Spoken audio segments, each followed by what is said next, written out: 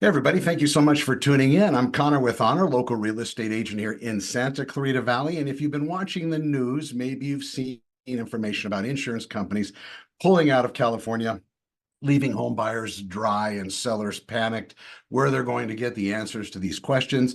I have Scott Wilk with us today, fantastic individual from the Woodlands Financial Group, and I believe they offer more than insurance, so we'll talk to him about that. But I wanted Scott to give us some information regarding what's happening with insurance and housing, whether you want to buy or sell something or whether you just need insurance. He'll be able to clear some things up for us. How are you, Scott? I'm great, Connor. Thank you so much for having me today. Perfect. Tell us just a little bit about your background. And I have to throw it to the audience real quick.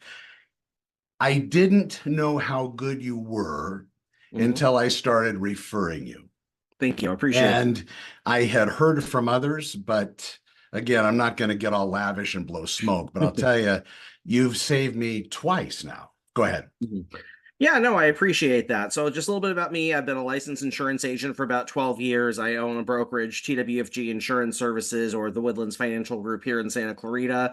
I'm the local Santa Clarita branch owner, but TWFG Insurance is a national insurance brokerage and actually one of the biggest insurance brokerages in the nation. And I mean, Connor, the 12 years of an insurance agent, typically insurance isn't a subject people want to talk about, but the last year or two, I'd say people have been tripping all over themselves to talk to me about insurance all the time. Reason being, we are in an insurance crisis in California. It's in the news constantly. Anyone who's been trying to buy a home has found that they've had a significantly more difficult time getting insurance than they thought. Rates have been skyrocketing, sometimes 2x, 3x what they were a few years ago. Homeowners insurance companies are leaving California in droves. People are getting non-renewed by literally the hundreds of thousands. State Farm alone is going to be dropping 72,000 policies this year, which is going to equate to about 25% of their risk in California. And the quote from State Farm about it is, "This is quote the first phase of non-renewals." So they're already dropping 25% of their total insured value, and more non-renewals are going to be coming. And frankly, I think it's going to be getting worse before it gets better. But there's a lot I can say on this subject, and I'm happy to answer any questions that you have for me today. So thank you for that. For a real estate buyer, that's where this has kind of come into play, where we get down to usually with the insurance, it was waiting till the third and maybe the fourth week in escrow. They would gingerly call somebody I recommended, such as you, and no big deal. Or they would even go with their other company that was insuring the cars. Now all of a sudden I'm getting phone calls, Connor, I can't get insurance. And then Connor panics, and then Connor calls Scott, puts Scott on the call, and Scott was able to get it done more than anyone else, and you were stacked against others. Answer me this. What other obstacles do the buyers need to watch out for when it comes to purchasing? Do they need to do this way earlier? Yeah, and just in terms of the insurance coverage, I believe that before we hit the insurance crisis, it was pretty quick and easy to get insurance done. Back when I first started as a broker, I started as a State Farm agent. 2017 is when I opened my brokerage in Valencia. Um, I would be able to get a quote done in 10 to 15 minutes and then a binder done in another 10 to 15 minutes. There's one lender that I worked with who, I pestered them for, months about sending me referrals. They never really gave me the time of day. And then they came back and said, hey, this agent is way too overpriced. It's going to blow up our debt to income ratios. Actually, no, there was a difference I was going to tell you. So this company that I went with, they had been trying to reach AAA for about 2 weeks to get policy bound. And the customer had called them and said, "Hey, we need to get a certificate of insurance so I can close on the escrow." And the customer had been waiting on hold for over an hour at that point to talk to AAA. So they called me and said, "Scott, what can you do for me?" So in about 15 minutes, I had a new quote for them that was better coverage and lower rate than AAA. In another 15 minutes, they had a binder when they'd already been waiting for over 2 weeks, and then I'd been sitting on hold for an hour trying to expedite it.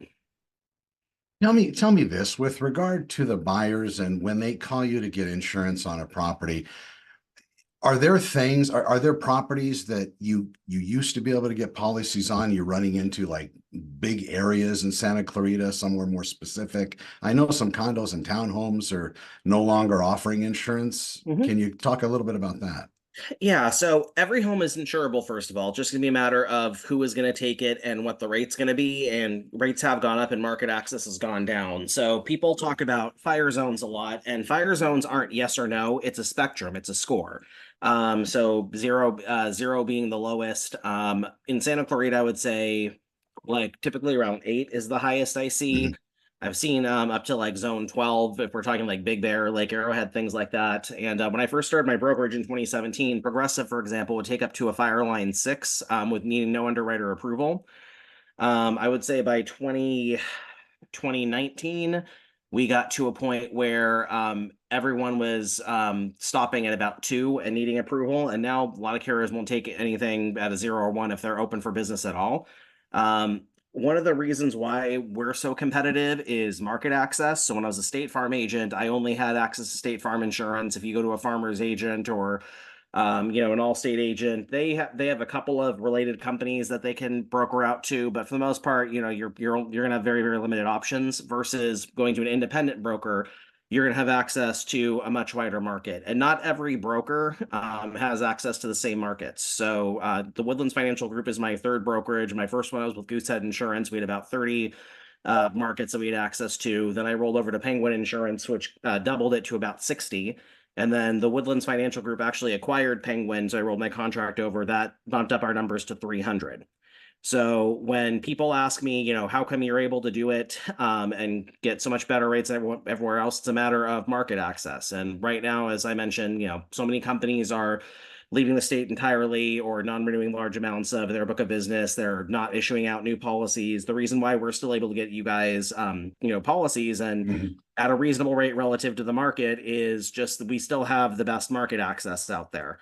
I would say we only have about 2 or 3 places that are still writing condos right now. It's funny how condos and renters policies are actually the hardest for us to do right now, more than Okay. single family homes.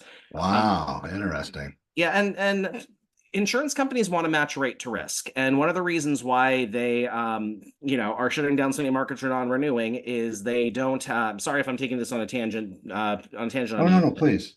Yeah, but insurance companies want to match their rate to their risk. And what we've seen is an incredibly high increase in construction costs. And insurance companies also don't have the power to charge whatever they want. So rates are incredibly regulated. Whenever an insurance company wants to change their rates, they have to go through the Department of Insurance, open up their book, show their profit loss, say, hey, this is what we're bringing in premium, this is what we're paying out in claims, this is our operating expenses. Therefore, to be profitable, we feel like we need to give, X% of an increase on our policyholders.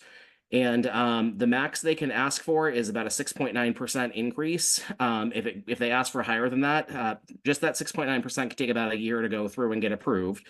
And then if it goes beyond that 6.9% increase, it goes to a public comment period and can take up to 3 years to get approved. So it's quite a lengthy process. And what we saw that condos were incredibly cheap policies in Sure. California. So when I got started, I would say my average condo policy was probably like, 300, $400. And with how much construction costs have gone up, granted with a condo, you're only really repairing the interior, you're not doing, the exterior walls, but with how much a 2x4 piece of board pre-COVID was a buck 40, and now that's up to about $5 to $6 a board, depending on the day. So that can be up to like a 5x increase in cost. So that $400 a year in premium is just not going to cut it anymore. And with carriers not able to get the rate increases that they need, they're just shutting down product lines because they know that statistically, by the law of large numbers, every piece of business they write, they're going to lose money because you insure 1,000 homes, you're going to have a claim rate at X% of those homes at an average payout of X amount, and you know what those claims are going to cost versus what you're going to bring in money. You know what the law of large numbers says, you're going to be losing money on that. So that's why we see the non-renewals. That's why we see companies pulling out or putting moratoriums on new business, because even with the rates raising the way they are, it is still not kept pace with our ridiculous rate of inflation, and companies are losing money hand over fist. I want to say State Farm last year lost about 6.8 billion. I might be slightly off on that, but that should be ballpark correct. And Let that's me billion, ask you. billion with a B, by the way. Yeah, that's the money in the game is incredible. What does the future in the next several months, is it going to get better? You mentioned it might get a little bit worse before it gets better. What do you see happening? Yeah, there has been a lot of discussion in Sacramento over the last year or two about insurance, which, by the way, special interest groups and insurance companies have been wanting to have deeper conversations in Sacramento for the last 5 years or so, and legislators really weren't interested. I mean, I think it maybe wasn't a sexy issue when it came to re-elections.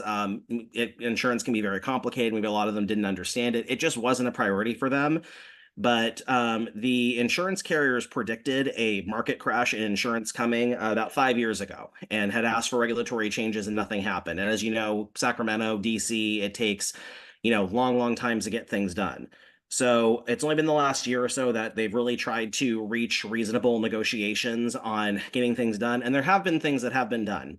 I mentioned how tightly rates are regulated. There's certain things that insurance companies can charge for and certain things that they can't charge for. It also applies to discounts. There are certain things they can apply discounts to and certain things they can't. So a term that you might hear a lot more these days is home hardening. I would say over the last 4 or so years, I'd hear this from, customers a lot. Hey, my home is reinforced from wildfire. I have all these features in the home that makes it more resistant to burn down. Do I get discounts for that? And the answer traditionally has been, no, because state law does not allow us to use those as, rating factors. That's one of the things that's changed this year. So a lot of people who are on California Fair Plan, which is the state-run nonprofit that provides fire insurance to, houses that can't otherwise get insurance on the private market. All of their policyholders this last year got notices sent to them saying, hey, if your home has these features, we consider it to be, hardened and you can get discounts for it. Please sign this and send it back to us so we can apply the appropriate discounts. So that's new to try to provide some rate relief. That said, when rates have gone up, 2x, 3x, and that's maybe a 10 to 15% discount, it's still a drop in the bucket. The biggest regulation change came late at the end of last year, and it's kind of a mixed bag in terms of whether of how it's going to help and how it's going to hurt. What we can say is what I think, and not a lot of people are talking about this. People are talking about hyperinflation being a reason why the insurance market is out of control, just because the cost of business has gone up so dramatically. Really, if I was in charge of the world, the biggest thing that I'd be trying to address is the hyperinflation, trying to get prices back down, because one, that's going to alleviate the stress on the insurance companies dramatically, but then that would also alleviate, your price at the gas pump, your price at the grocery store, so on and so forth. So that is the best way to fix the problem. But with that not being properly addressed, this is what they're doing to try to address the issue. With prices the way that they are with hyperinflation, rates just have to go up more than they are now because companies are still losing money. And that's not popular to talk about, but it's the truth. If last I heard, State Farm was at 135% loss ratio, which meant they were paying out $1.35 in premium for every dollar they're bringing in. They're paying out $1.35 in claim for every dollar they're bringing in premium. Mercury, I believe, was at $1.25 last time, so 125% loss ratio. Foremost, which is part of Farmers, is at 173% loss ratio. So if you're paying out, $1.73 in claims for every dollar you're bringing in premium, that's before their expense ratio, by the way, their costs of their underwriters, their actuaries, their claims reps, the buildings that they rent to run the operations out of, so on and so forth. Usually your business expenses are about 40 to 50% of your premium taken in. So you want your loss ratio to be at 50% or less to be profitable. So with the loss ratios as high as they are, that shows how much money they're losing. So rates just have to go up. In terms of the regulatory change that was discussed and approved, it was insurance carriers were going to agree to come back to the market. I mentioned Fair Plan earlier, the last resort for homeowners. It's supposed to be the last resort. It's become the first resort with how many companies are shut down. Yeah, when I first started as a broker, I would maybe do one or two Fair Plan policies a month. Now we're doing multiple ones daily. LA Times had an article a couple months back saying that Fair Plan is getting over 1,000 applications for new insurance a day. And Fair Plan has had to significantly increase its staffing to meet up with that demand. Is this the ultimate? Is there an end game for the state of California?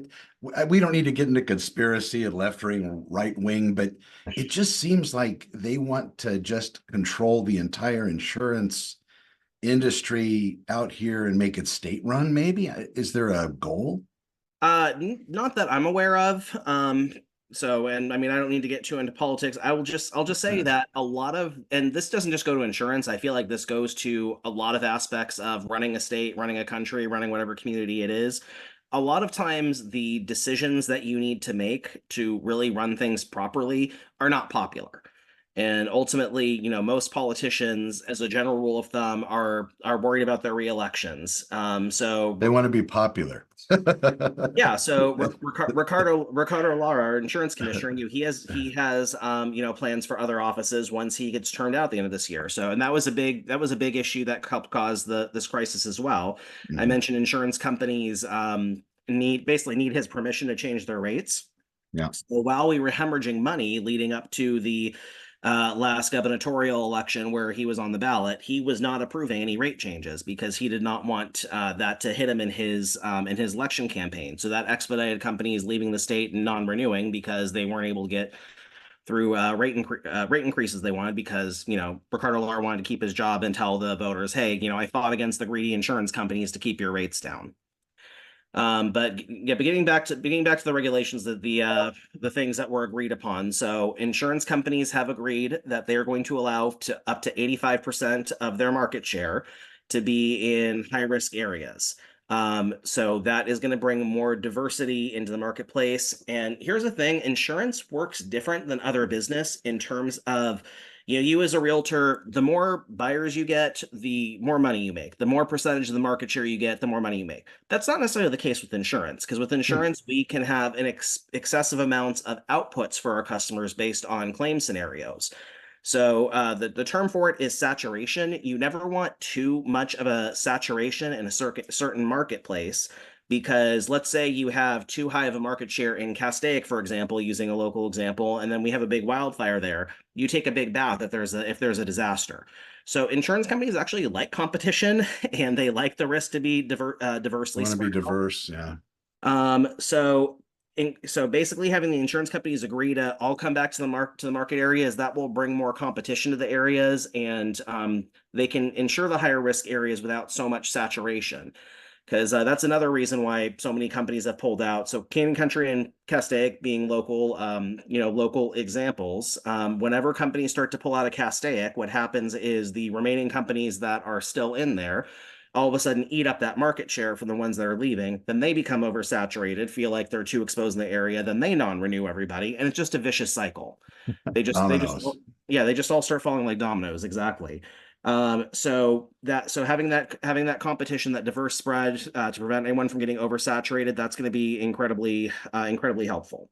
So what the insurance companies are going to be getting in exchange for that is they're going to have an easier time to get their rate changes through. So I mentioned it can take up to 3 years to get a rate change through. Mhm. They're going to change the process and hire more staff and do what they need to do to expedite that process.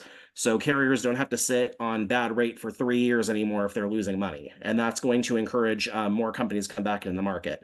The other thing is in state law, it codifies what they can use in order to ask for rate changes. Um, and current state law says that they can only look at previous loss history. So what have the losses been in the last 5 years? They're not allowed to look at future projections on what the losses, could be. And that hurt in terms of, the hyperinflation, because, we're now paying X amount of money per loss. Well, that's just the last year. That's not the last 5 years. And the other thing is climate change. So whatever, regardless of what your politics are on climate change, whether you think it's man-made, whether you think it's natural, the climate has been changing, and we have seen drastically different weather because of it. We've got the hots are getting hotter, the colds are getting colder, the winds are getting windier. We've got wildfires in Louisiana and hurricanes in California. It's funny because for the longest time, whenever we had a big rainstorm here, my phone would ring off the hook with claims from it, just people having leaky roofs. Yeah. And now I don't get so many of those claims anymore during a big rainstorm because we've had so many that a lot of people who Everybody's have got had it the bad roofs, fixed. they all know, and they've gotten the issues fixed. This is kind of a funny story. I was supposed to be on a conference call with my corporate office in Texas earlier today, and they said they had to take a rain delay on it, and I took it as a figure of speech, but they're literally having bad rains there and a flash flood. So when they told me that, I said, "Oh, I thought that was a figure of speech," because in California that's normally what it is, and Right. we had a good laugh about it. So part of this negotiation is we're going to be able to allow for future projections on future losses and climate change modeling to justify certain rates that we want as well. Here's another example which shows both climate change and the hyperinflation. So the first time there was ever a $1 billion catastrophe was the Texas mold crisis, which Mm. what wasn't too long ago. I want to say it was like 92 if I remember off the top of my head, but relatively recent history. 2023 across the nation, we had $24 billion catastrophes just in 2023 alone. 24 separate incidents where the claims payout were over $1 billion. So that's shown how significantly higher the payouts have been and how significantly more frequently they've come out. Hence why rates are going up. Hence why markets are closing down. So it's a lot more complicated and nuanced than people think, other than just the knee-jerk reaction. Oh, insurance companies are just greedy and just want more of my money. Let me ask you this. What's your biggest market segment? Like what do you write more of? Auto, housing? And the reason why I want you to follow up after that answer. What would you give a person in that space looking to purchase insurance to keep them safe? Sure. So, home by a long shot, and it's always been home by a long shot for me as a broker. As a State Farm agent, I did a lot more auto just because that's kind of what they trained us to go after and said, hey, the biggest way into the house is through the garage. As a broker, especially in Santa Clarita, we were I'll joke that we were ahead of the curve in terms of brush fire risk, just having both Castaic and Canyon Country out here that were tougher areas. When I was a State Farm agent, even though I was a Santa Clarita resident and grew up out here, I opened my State Farm agency in Simi Valley because at that time State Farm wasn't writing business in most of our zip codes. Nothing in 91384, 91387, 98381, 91390. People would come up to me all the time. Hey, Scott, I just bought a new home. Can you get insurance for me? What's your zip code? 91390? Nope, sorry, can't help you. So I decided, why put my business here if I can't write business here? So I put my agency in Simi Valley. And then when I became a broker, I said, hey, I'm going to have markets now to help these people who can't get insurance otherwise. So, I'm going to move my office back to Santa Clarita. And I started working right away with realtors and lenders. I'm the preferred insurance broker for a ton of the real estate and lending businesses out here. And we help home buyers all day, every day. I would say for probably my first 3 or 4 years, probably about 90% of what I did was home. We've diversified a lot more. I've got a bigger team now. I started as a one-man show. I've got 12 people on my staff now. We're licensed in 9 states, not just California. My collectively, my staff, I believe we speak up to 5 languages now. So we can help a lot of people in there, yeah, including like Arabic. So we've got a diverse staff who can help a lot of different market segments in their native language. And now that we've got a bigger team, I've got people focusing on commercial insurance. I got people focusing on health, Medicare products, things like that. So we do offer everything, but home has always been my passion. It's what I know, better than anything else, and it's always been the flagship product of my agency. What would be the tip you would give a person that's going to be trying to get their first homeowner's policy, or even maybe in the escrow process when they're interviewing people to talk to insurance brokers, insurance companies? What would you tell them? Yeah, I would say shop early, first of all, because you never know when you're going to be able to get coverage or not. And I don't know how this happens. So many people tell me that they spoke to an agent who told them, I'm going to be able to get you coverage on a policy, on a property. And then they come back later and say, I can't. I don't know how, I mean, we've never been told someone that we He'll can't. take care of you. Yeah, and I mean, we pretty much always can, but we always know that the product that we offer is, unless there's some material misinformation that's, not given to us up front, and such as, hey, the home's gonna be vacant for 6 months, I'm gonna be doing a major renovation, something like that, and that's not disclosed to us up front. As long as it's nothing like that, we know that the quotes that we're giving you are gonna be valid. Um, But I would just say, shop early, speak to someone who's an independent broker who has the ability to shop around for you with multiple carriers. As insurance agents, we get paid based on the number of clients we have, the the amount of premium we have in our book. And when you're talking to a State Farm agent, a Farmers agent, an Allstate agent, they're going to have a more diverse, they're going to have a less diverse product offering for you, and they really need your business to get paid. So they're going to try to, basically, we like to say they try to shove a square peg through a round hole because different insurance companies are going to have different niches. So, for example, I know if it's a new construction, that's Mercury all day long. They love new constructions. They figure, rightly so, they're less likely to have any major problems because everything is new on them. So they're normally 20 to 30% below everyone else in the market.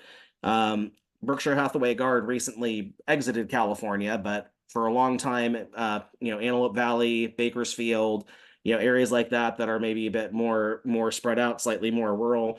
They loved those areas. So I'd be quoting, a home in Lancaster, and Mercury, Nationwide, Progressive, they'd be coming in like 1,600 to 2,400 for the year, and Guard would be coming in, 800 to 1,200, significantly less. So if you're talking to a State Farm agent and their rate is 1,600, they're going to be trying to tell you why they're the best company and why you need to take that $1,600 rate.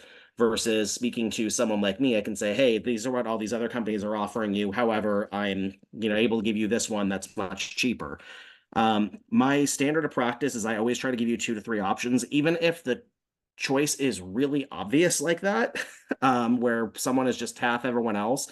I still want to show you the other options just so you can see what else is there, and so you can see that, I did my due diligence and I'm not just trying to stick you in one place. I would say nowadays that's a little harder for me to do, to give multiple options, because with the current insurance crisis and how closed the markets are, a lot of times these days there aren't multiple options anymore. A lot of times, hey, this is the only place I can give you. But I've got a lot of places to go to that could potentially be the only place, rather than just, one company that can either do it or not do it.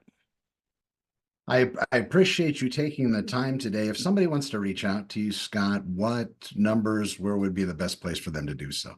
Yeah, absolutely. So, and of course, no one has their numbers memorized these days anymore. So, I mean, Of course. I'll give my cell. So, I mean, my cell is 661-313-3762. And then office, I'll pull up my office number. So, office is 747-250-8557. And I've got a great team of, talented individuals. A lot of them have a lot of years of experience that are happy to help. Now, the other thing too, I'll point out to the folks that are watching, there's a lot of accountability that goes on with Scott. So if I'm dealing with one of his staff or one of my clients, it always comes back. So I like that accountability section that he has. And I guess that's probably just your modus operandi, I guess.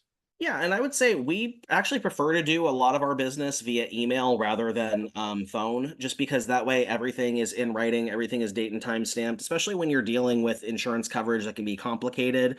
People can always come back and try to say it's like, hey, you told me this, and we can go back and say, actually, no, this was our conversation. There's never any ambiguity, and it's good for us to have a phone conversation. We're doing the original conversations, explaining everything, but we try to follow up with emails, and my team copies me on most of their emails as well. So, if someone tells me it's like, hey, I've been, so and so never got back to me, I can, check my emails, but oh, I see we did actually reach out to you at this date. This email shows here where we sent you the quotes. Oh, sorry, it went into my spam or something like that. So, and then if something does fall through the cracks, I can find that. But I mean, 9 times out of 10, we're, everything is done properly. It might just be a matter of, something got missed. Or one of the common things I get is if someone gets referred to me, and one of my team members is the one that helps them instead of me. They may not always realize that that person belongs to me, so they might, someone like Connor might hear it's like, hey, Scott didn't get back to me. It's like, well, I didn't personally, but one of my amazing agents was helping them, so they did get helped. Very good. I do appreciate your time today. I think you did shed a lot of light on what people are looking for, and you answered a lot of questions that I know that the listeners are going to have. In the future, definitely I'll post your numbers here within the show. And do you have anything in closing for everyone out there? I appreciate the time, and I could sit on a soapbox and talk about insurance all day. So I'm, always happy to talk to you. Any questions you have, let me know. Thank you. Any changes that come up in the market, I know I monitor every day, moment by moment. I'll Oh yeah. definitely have you back on the show. And thank you for being such a wonderment. Yeah, will do. There's actually some really amazing things that are coming through for high value homes. I don't really think there's many homes in Santa Clarita that are going to fall into quite this high value market segment, but some incredible things that are coming down the pipeline, including the ability for sellers to be able to transfer the insurance to their buyers, which right now is not possible. And this one product for high value homes is so far the only thing on the market that allows for it. But we believe it's going to be very successful, and then other companies might start, taking that model and applying it to their own policies. What's the determination factor for high value? Is it a number or based on something It's else? yeah, it's typically dwelling amount, and high value also has, just like Fire Zone, has tiers as well. So a lot of companies after about 1.5 to 2 million in reconstruction costs classifies as a high value and might be out. This company in Okay. particular I'm talking about, they need a dwelling value of about 5 million or more. My highest value home I have in the books right now is about 18 million in dwelling. Mhm. It's quite an exquisite house. So yeah, we don't see a lot of houses that are, 10 to 18 million in reconstruction costs in Santa Clarita. That's gonna be more, Beverly Hills, like LA, maybe Malibu, places like that. But some really, really exciting things that this company is doing that other insurance companies are, interested in. And if it's successful, it's also going to help take care of it would take a long time for me to go over all the aspects of this new program, but it would help with capacity issues as well, because there's different ways that they monitor and control their capacity to help make sure the risk is diversely spread out in a way that protects their loss ratio in the event of claims. So if all the insurance companies start to emulate the things in this program, we could see some market relief that way as well. I think that's probably pretty far down the pipeline. By the way, one of the things I didn't get to mention about the regulatory changes I mentioned earlier is the deadline to implement those is the end of this year. So it has to be implemented by January 2025. You asked about conspiracy theories. I'm not that big into conspiracy theories. I will point out that January 2025 is right after the election, so that's something to consider. There's a lot. There is so much happening. Mhm. Artificial intelligence. Yeah, we could do a whole show on just the way we just created our master. It's going to be Oh, yeah. fantastic. And artificial intelligence is working on, risk modeling now for insurance companies. They're using drone technologies to survey areas and remap areas or re-underwrite homes. So many things are happening. Again, I could spend all day talking about this. Thank you very much. We'll definitely have you on again, Scott Wilk, and I appreciate your time today. Thank you. Thank you for your time, Connor. Appreciate you.